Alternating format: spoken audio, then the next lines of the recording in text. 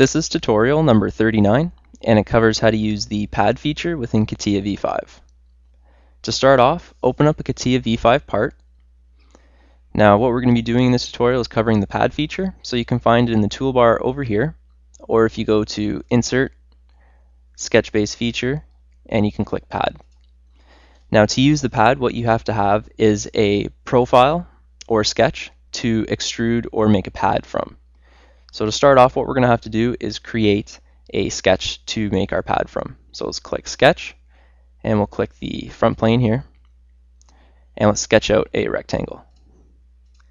And let's dimension this rectangle. So click Constraint, and let's make this 50 by 100. Now let's exit this workbench and go back to the part design. And what we're going to do is we're going to extrude this out 50 millimeters. So click Pad, and we'll click on the sketch. So when you click Pad, you're going to get this pad definition window, and it's going to show you all the different things you need to select to get your pad to work. So right now we have it as the type for dimension. Now if you open this window here, you're going to see there's a bunch of different types. You can do up to next, up to last, up to plane, and up to surface. For now, we're just going to do the dimension, and you're able to dimension it to this length. Now it wants the profile or surface, so let's click this profile here, and for length, let's type in 50. Now if you want to see what it looks like, if you click Preview, it's going to bring it up as your preview in wireframe.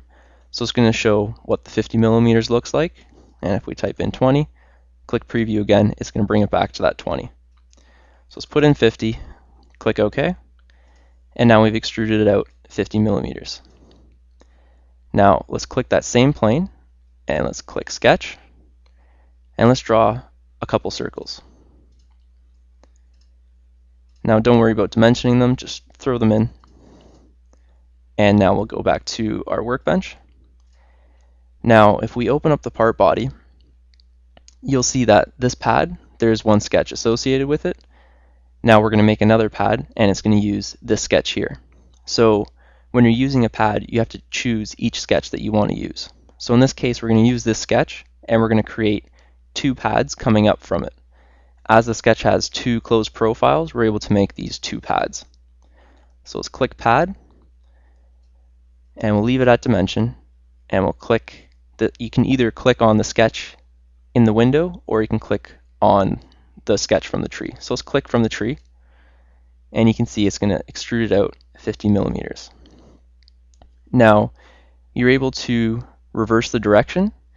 If you notice, this arrow here is the direction it's being extruded out from. So if you click reverse, it's going to put it in the opposite direction. So you're able to click it and reverse the directions. Now let's click OK. Let's put it in the reverse direction and click OK. Now let's click this face here, and let's click Sketch. So now we're creating a sketch, and we're going to extrude from this surface. So let's zoom in a little bit. Now let's click this line here, and press Control and click this line here, and let's extract these edges. So let's click Project 3D Elements, and we're going to do this so that we can position another extrude. So let's click Circle, and we're going to use the center point here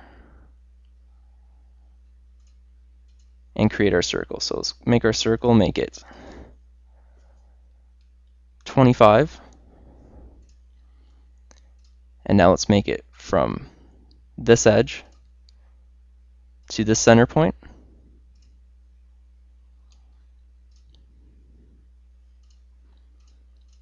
Let's make it 50. And from the center point to this edge,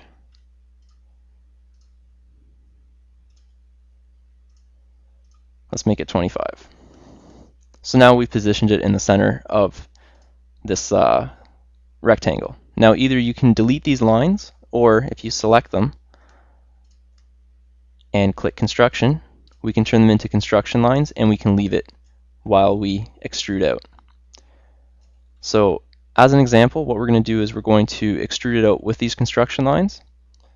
So let's click Exit Workbench, click this sketch, click pad, and we're going to extrude it out 50, click OK. Now it works because we put those lines as construction lines. Now if we go back into that sketch, we'll double click on it. If we click one of those lines and turn it back from a construction, it's going to give us an error and it's not going to extrude. This is just to show you that with the pad feature, you need to have a closed profile. Now if we click Tools, Sketch Analysis, it's going to tell you that you have one closed and one isolated. Now let's just try to get out of there and let it rebuild, and it's going to show you an error. Now it showed you an error as there's open profiles.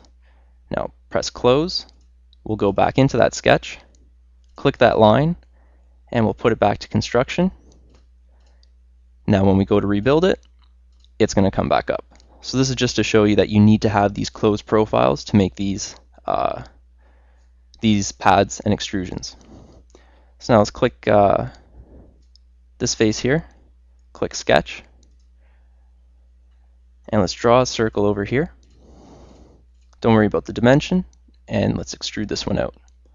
Let's click pad, and now what we're going to do is we're going to make a mirrored extent. So let's click mirrored extent, and what that does is it makes the profile or the sketch that we have, it makes it a mid-plane, so it's going to extrude 50 millimeters both way, and you can see from the preview. So let's click OK, and it's gone in both directions from this plane. Now let's click this face here, click sketch, and we're going to do one more. So let's create a square, and let's dimension this square to 100 by 100. Now we'll go back to the workbench. Now let's click pad, and this time click the thick option. So click it, and it's going to give you a larger window. Now what this is going to do is it's going to make a thickness around the edges. So if you zoom in, you can see that there's going to be a thickness here. So the center is going to be hollow, and there's going to be a thickness of 1 millimeter all the way around. If we increase this thickness, you can see that it increases in our part. So let's make this 10, and let's click preview. And now you can preview the part as it's thickened. So with the pad, you're able to just draw the square and kind of make a hollow opening in the middle. So now let's click the mirrored extent to extend it back, and let's click OK. So now in this one, we've been able to thicken and mirror extend this pad. So this is an overview of how to use the pad feature within CATIA. So you need to have your closed sketch and profiles, and it's just this tutorial just shows you how to use the tools to extrude it out, and the various options and variables that you need to fill out and manipulate to make your pad. So this concludes our tutorial on how to use the pad feature within CATIA V5.